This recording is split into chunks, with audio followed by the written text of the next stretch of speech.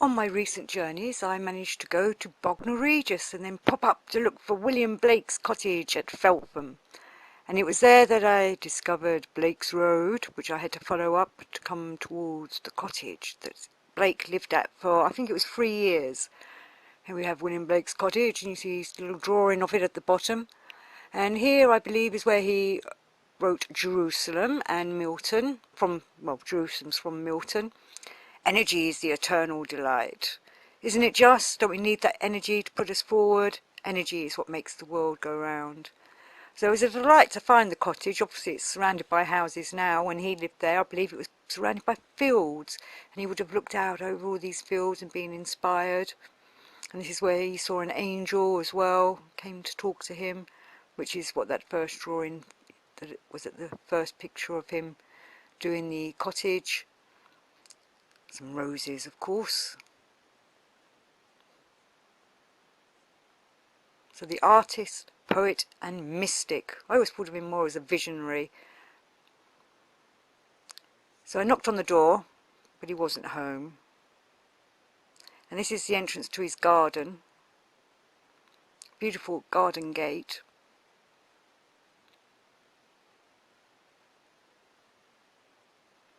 I did try to open it, but it was locked, so I couldn't go into the garden. So it's got a thatched roof, though it needs thatching at the moment.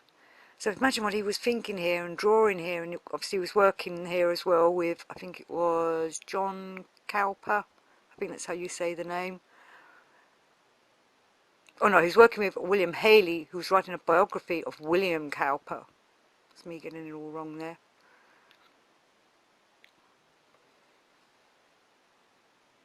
So I've got to go round the corner through the walled arch. Hello, Mr. Blake. Mrs. Blake, are you in? Imagine him wandering around outside his house.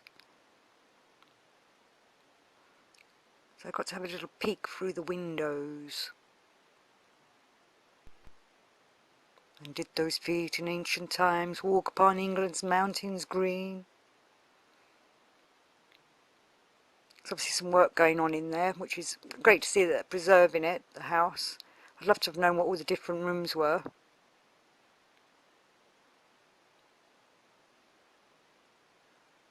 It was a beautiful sunny day when I went. I'd love to have walked in the garden as well.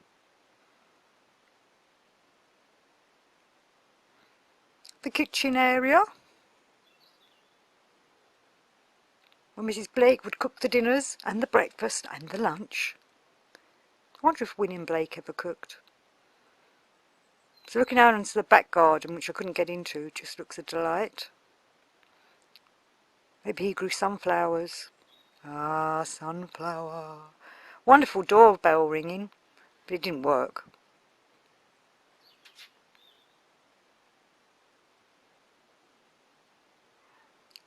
So I went to the pub where he got caught out by the soldier and they had a bit of an argument and he got arrested. And I thought I videoed the pub, but when I got home, well, the video wasn't there, but look at that fantastic door with the fox head on it. So this is where Blake got arrested, where he was having an argument with the soldier who was staying at this pub, this very pub. And they kindly welcomed me in, so I went in and had a little look round. And inside the pub, on all the walls, there's all quotes of Blake from the poems. Foxy, foxy. And we are put on this earth, a little space that we may learn to endure the beam of love.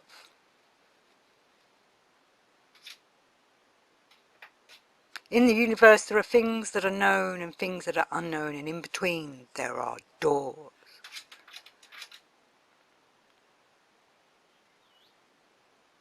And these were pictures in the pub of Blake's cottage when, before other houses were built in front of it and behind it.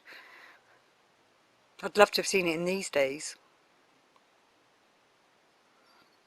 And visualise Mr. Blake sitting out there having his visions.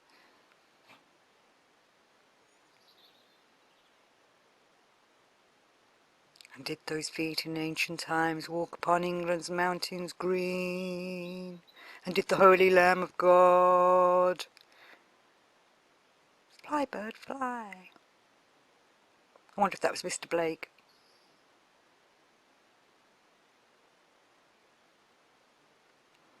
Go look up Mr. William Blake, his art, his writings, all fantastic.